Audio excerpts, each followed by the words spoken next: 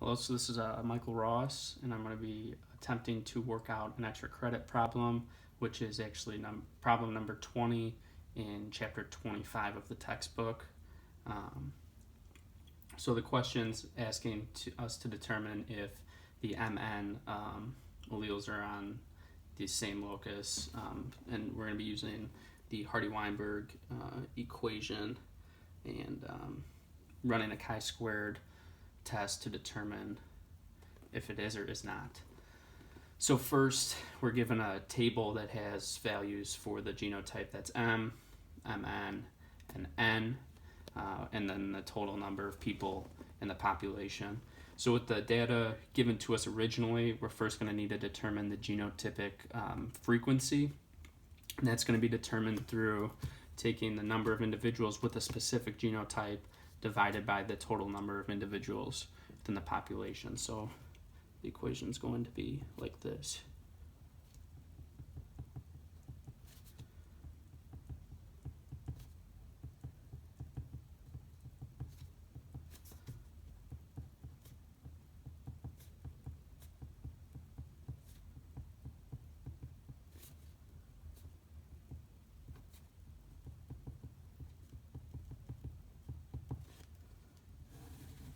All divided by the total number of individuals.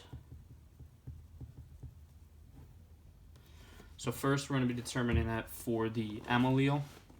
So it's going to look something like this. Frequency of M is going to be equal to the total number with the M allele, which is 1787, which is given to the chart. 1787 divided by the total number, which is going to be 6129. And that gives you a value of, it's going to be 0.292 for the M. Now we're going to be working it out for the N allele. So it's going to be the same kind of concept. It's going to be equal to the total number with N, which is going to be 1303. 1303 divided by the 6129 total, and that's going to give you a value of 0.213. And then similarly, it's going to be for the MN allele, which is going to be 3039 divided by the total, which is 6129. That's going to give you a value of 0.496. All right, so now that we have determined the genotypic frequency, we could determine the frequency of different alleles in a population. So we could determine the P and the Q variables in the Hardy-Weinberg equation. So, for example, if we'll find M first, or the P variable, so it's going to be the sum of the homozygous M allele plus half of the sum of the heterozygous MN allele. So it's going to look like this. So the frequency for M, which will give us P, is going to be the sum of the M allele as determined, the genotypic frequency is determined above, plus the sum of the MN allele as determined above, which is going to be halved. So it's going to be the M allele, which is 0.292, so 0.292 plus the MN, which is 0.496 divided by 2. And that's going to yield a value of, so it's going to be 0.54, which is also going to be equal to the P value using the Hardy-Weinberg equation. Similarly, we're going to do same kind of thing to determine the Q using the N allele. So it's going to be sum of N is determined, the genotypic frequency is above, and then again half of the heterozygous MN allele, which is going to give us N is 0.213. Let's determine the genotypic frequency as above, plus that, which is going to the MN genotypic frequency is 0.496, half of that, and that's going to give us our Q value, which is determined to be, let's see, 0.46. Let's go to the Q variable. So now that we have the P and Q variables determined for the Hardy-Weinberg equation, we can determine the expected number of the expected number. So for M, we can determine the expected number since the M allele through the Hardy-Weinberg equation, it represents P squared for M, P squared. So P squared is determined, so 0.54 squared is equal to 0.29. So now we take 0.29, we're going to multiply that by the total population to see the total number, or the expected number within the given population. So the population size was 6129, which yields a value of 1777, are expected to be M. And then similarly, we could use the 2PQ to determine the number of heterozygous MN alleles. So N is going to be 2PQ.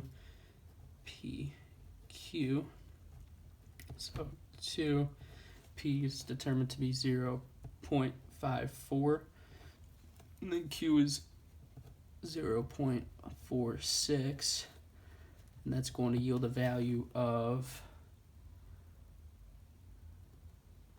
0.50 multiplied by the 6129 total population, and that's going to give us an expected count of 3065 for MN. Similarly, now we could figure out the N allele, and that's going to be Q squared. So that's going to be Q is 0.46. Square that, it's going to yield a value of 0.21 times the 6129 total population to give us the expected count, which is going to be 1287. So now we have, in the chart, we have the observed number of alleles. Now we were able to just determine the expected number. With those values, we can now run the chi-squared analysis. So we'll do a little chart here. So we'll do the genotype here.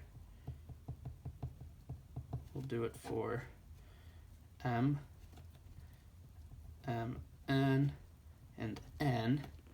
And then we'll do observed right here, expected right here. Then we can do, we'll break it down. We'll go observed minus expected squared all over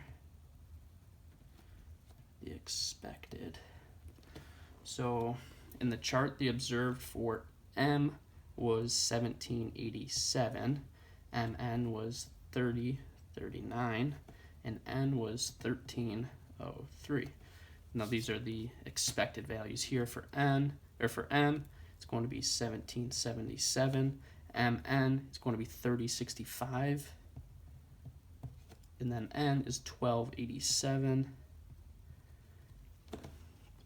Now we're going to do observed. So it's going to be 1787 minus 1777 squared, which is going to be 100. And then divided by the expected is going to yield a value of 0.056. So 0.056. Similarly for MN, it's going to be 3039 minus 3065 squared, which is going to be 225 divided by the expected is going to be 0.084. So 0.084, and then it's going to be 1303 minus 1287 squared, which is going to be 256 all over the expected, which is 1287, going to yield a value of 0.20. So now we have this. These are the chi-square numbers that we obtained. Now we can take the sum of them. So add all of these together. And that's going to be a sum of, let's see, 0.34 is going to be the sum. And now we have to determine the degrees of freedom. And that's going to be n minus, what's going to be n will be the number of alleles, which are 2, and then minus 1. So degrees of freedom will be equal to 2 minus 1, which is equal to 1. So the chi-squared value for that on the chart, p-values, so it's going to be, so let's see here.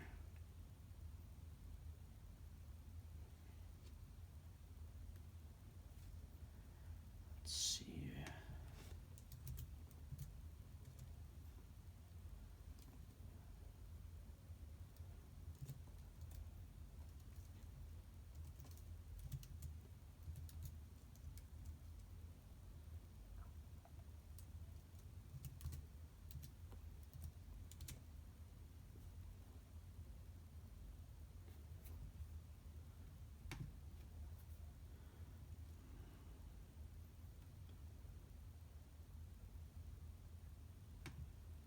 Let's look at the table real quick. Chi-squared table. So for degrees of freedom of 2, we're going to look for, or degrees of freedom of 1.5, so 3.84. So, okay.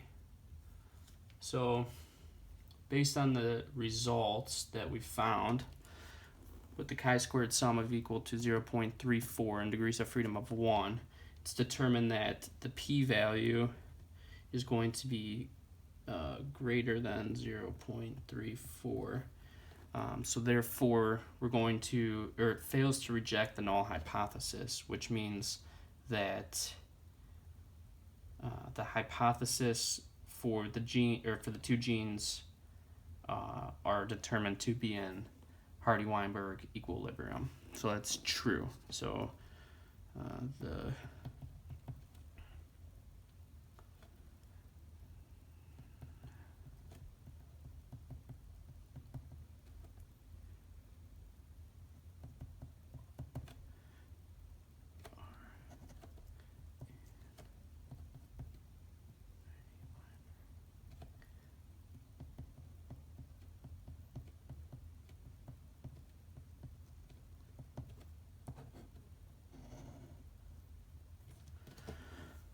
Again, I want to thank you for the opportunity to make up the extra credit.